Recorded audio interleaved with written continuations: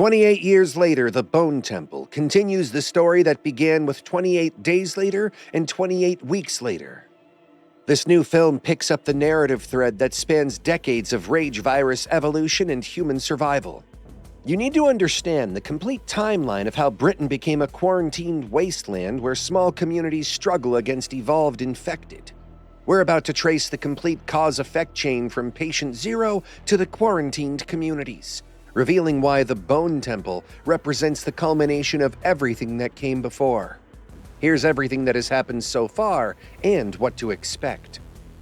The rage virus originated at Cambridge Primate Research Center, where scientists genetically engineered a highly contagious inhibitor designed to isolate anger instead of removing it. Because researchers wanted to study the effects of eliminating violent impulses, they infected chimpanzees with this modified virus and observed the results. When animal rights activists broke into the facility, they discovered a room full of apes undergoing various experiments and were warned by a frantic scientist that the chimps were infected with rage. The activists refused to believe the warning and freed the animals anyway. As one bite was all it took for the virus to spread from primate to human, the activists and scientists were transformed into rage-fueled zombies who left the facility to infect the rest of the island. The rage virus, being a mutated version of Ebola, proved particularly effective at spreading rapidly through the population. Carriers of the virus were motivated purely by rage and the desire to spread infection. Since they were strong, perceptive, and above all fast, the infected overwhelmed Britain's defenses within 15 days. NATO and the United Nations officially placed Britain under quarantine, and evacuation efforts began in earnest. But some people were left behind to fend for themselves. Jim, the protagonist of 28 Days Later, fell into a coma before the apocalypse and awakened to an eerily empty London. Because he had no knowledge of what happened during his unconsciousness, Jim's confusion and terror reflected the audience's introduction to this devastated world. After learning firsthand why London looked deserted, Jim was rescued by fellow survivors Mark and Selena, who explained that rage had spread from small towns to urban areas before evacuation attempts could succeed. Jim discovered that his family members had taken their own lives rather than succumb to the rage virus. As he lit a candle in their memory, the light inadvertently attracted infected to their location. Mark was turned and immediately killed by Selena, demonstrating the harsh survival rules that govern this new world. Jim and Selena then linked up with Frank and his daughter Hannah, who had information about a military blockade promising salvation. The group traveled to the supposed safe zone only to find the blockade occupied by corpses. While a drop of infected blood ended up in Frank's eye, he began turning just as hidden soldiers appeared.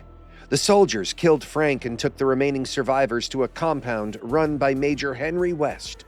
But this rescue was actually a trap designed to provide women for West's men rather than genuine salvation. Jim escaped execution and unleashed infected upon the compound, causing enough chaos to rescue Selena and Hannah. As West was waiting in their car and shot Jim before being killed himself, the victory came at a great cost.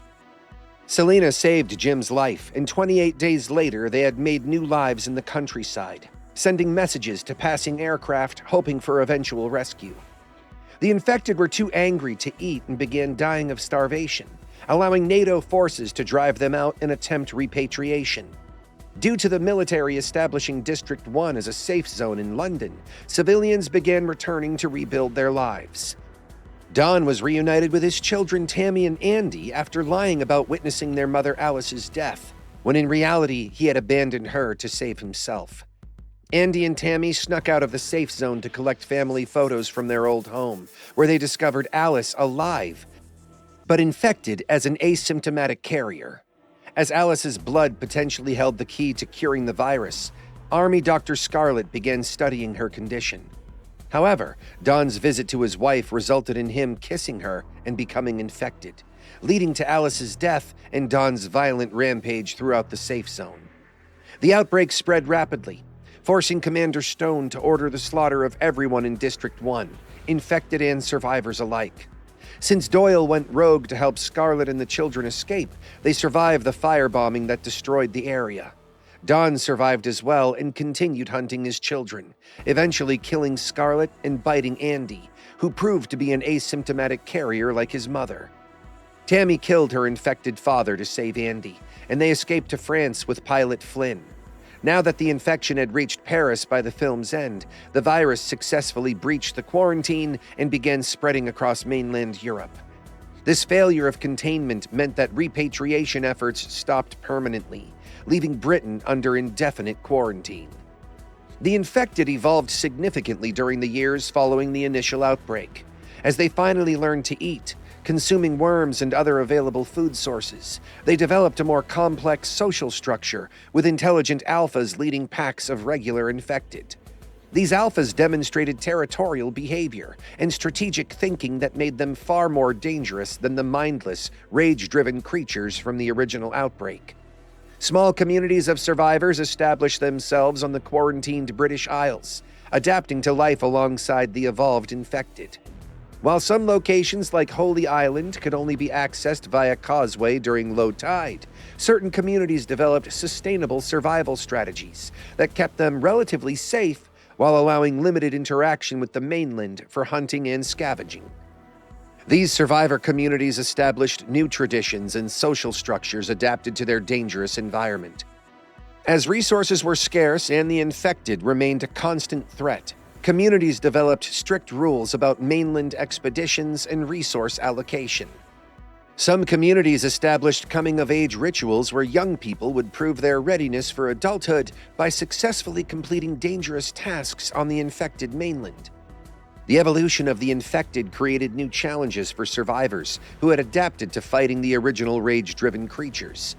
Since alphas could think strategically and coordinate pack behavior, they posed threats that required different survival tactics than the mindless swarms from earlier years. Some infected learned to use tools and demonstrate territorial marking behavior, suggesting continued evolution beyond simple predatory instincts. Isolated communities developed different philosophies about how to coexist with or combat the infected. Some survivors viewed the infected as monsters to be destroyed, while others began to see them as an evolved species, deserving of study or even coexistence. These philosophical differences created tension within and between communities. The question of whether the infected retained any humanity became increasingly complex as their behavior grew more sophisticated. The quarantine's permanence meant that survivors had to build sustainable, long-term communities rather than simply waiting for rescue. Since mainland Europe had its own infected populations to deal with after the Paris outbreak, international assistance became impossible, forcing British survivors to develop completely self-sufficient societies. This isolation led to the development of unique cultural practices and survival strategies adapted to life in a permanently infected landscape.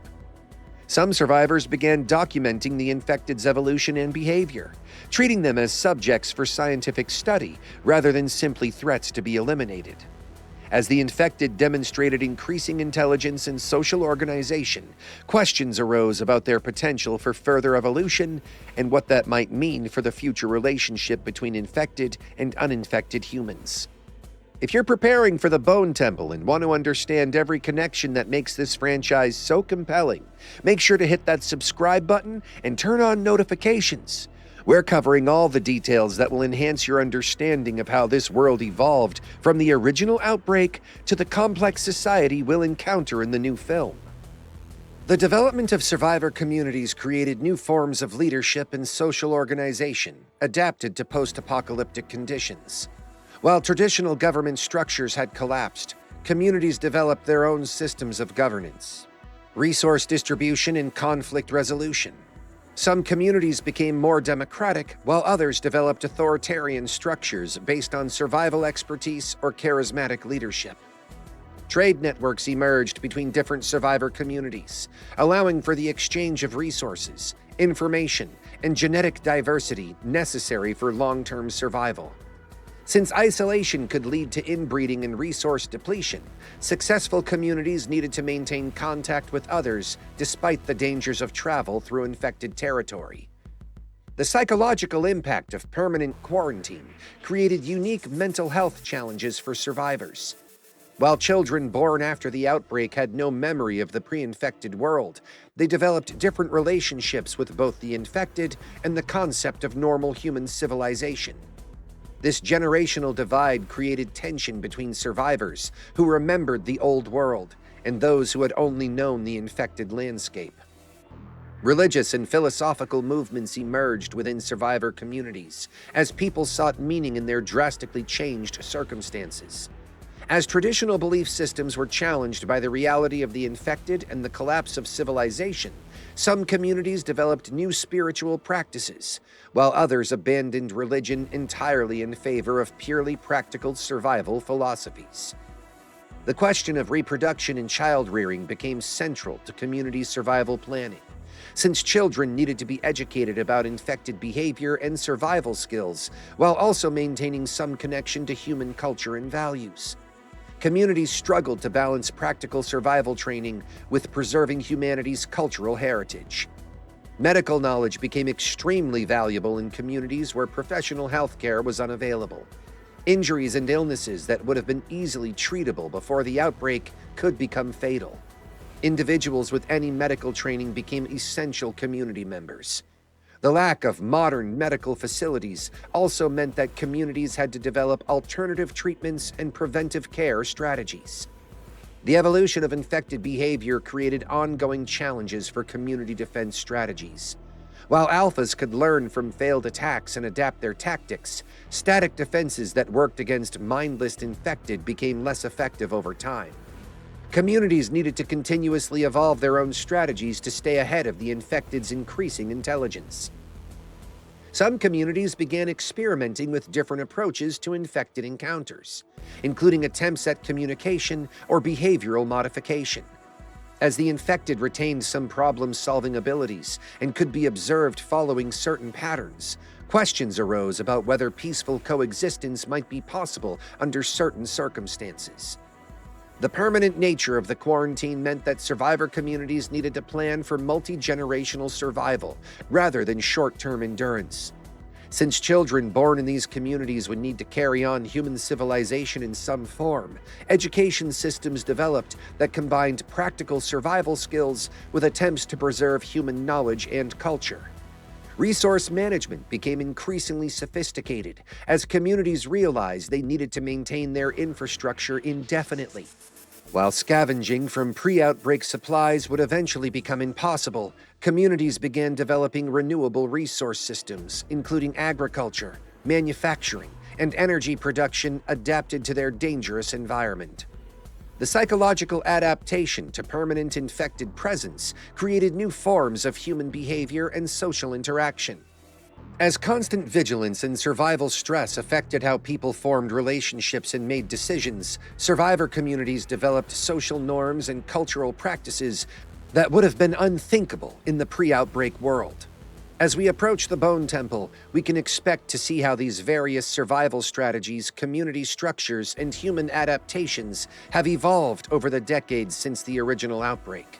The film will likely explore how different communities have developed unique approaches to coexisting with evolved infected while maintaining their humanity in a world where the definition of human itself has become complicated. The Bone Temple promises to examine the long-term consequences of the Rage virus outbreak on both human and infected evolution, showing how decades of coexistence and conflict have shaped both species in unexpected ways. The complex relationship between survivors and infected that has developed over 28 years will likely challenge our assumptions about monsters, humanity, and what it means to survive in a world where civilization has been permanently altered. If you want to catch every reference and connection with more upcoming sequels, make sure you're subscribed with notifications on. And let me know in the comments which aspect of the franchise's evolution you're most interested in exploring. The survivor communities, the infected evolution, or the philosophical questions about humanity and coexistence that have emerged from decades of life in this transformed world.